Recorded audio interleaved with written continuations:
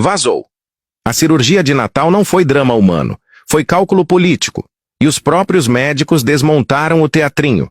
Natal, hospital de luxo em Brasília, coletiva marcada, câmera ligada.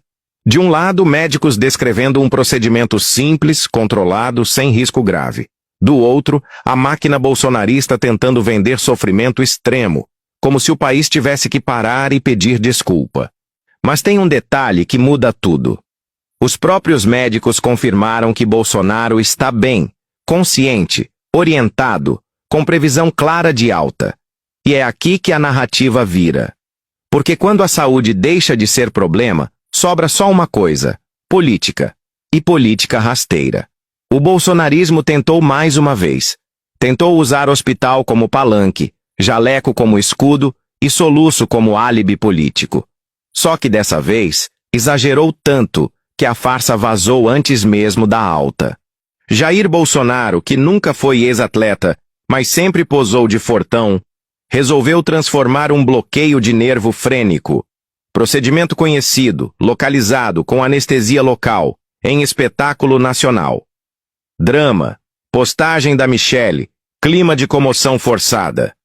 Mas o que ninguém esperava era que os próprios médicos desmontassem o roteiro ao vivo. Os médicos foram claros, tentaram tratamento clínico, não funcionou como o esperado. Optaram por um procedimento padrão, feito com ultrassom, de um lado só, justamente para evitar qualquer risco. Nada de emergência, nada de quadro grave, nada de situação limite. Bolsonaro dormiu mal, ficou incomodado. E só. Resultado? Procedimento bem-sucedido, paciente consciente, alimentação liberada, previsão de alta definida. Isso não é martírio, isso é rotina hospitalar. Mas para quem vive de vitimização, rotina não rende engajamento. E é aqui que a trama fica política.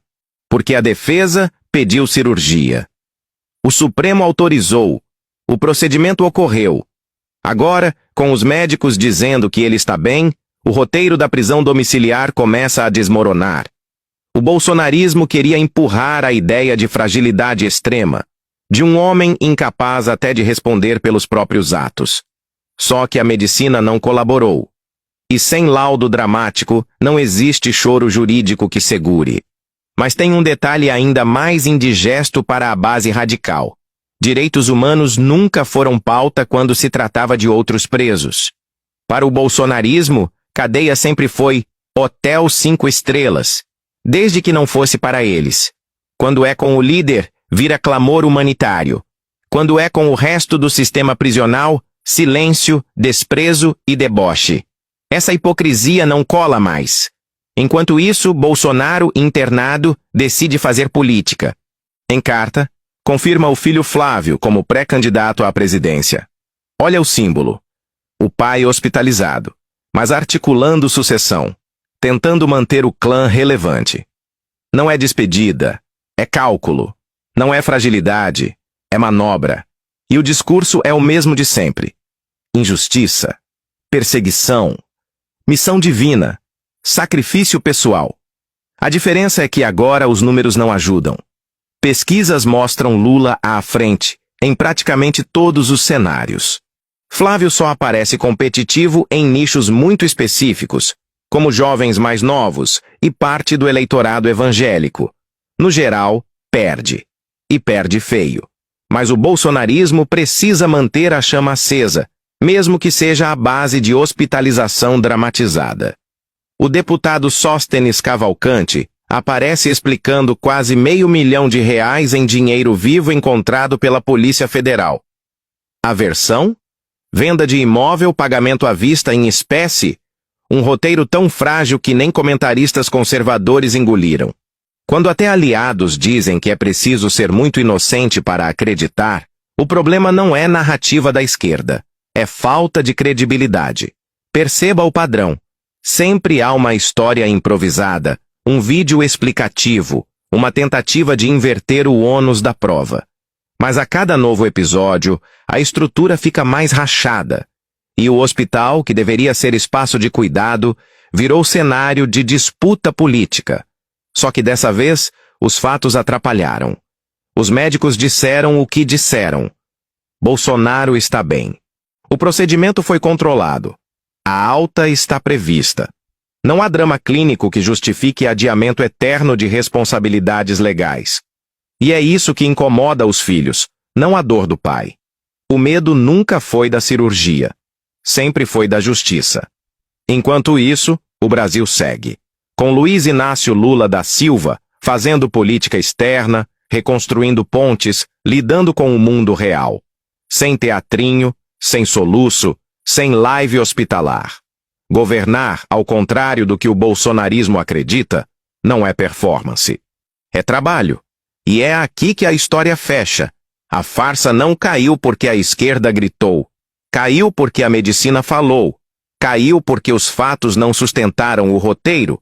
Caiu porque o país está cansado de mimimi seletivo.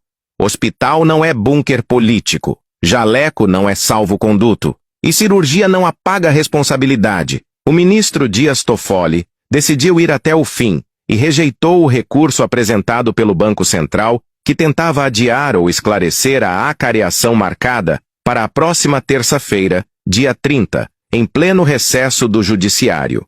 A audiência vai colocar frente a frente o dono do Banco Master, Daniel Vorcaro, o diretor de fiscalização do Banco Central, Ailton de Aquino Santos, e o ex-presidente do Banco de Brasília, Paulo Henrique Costa.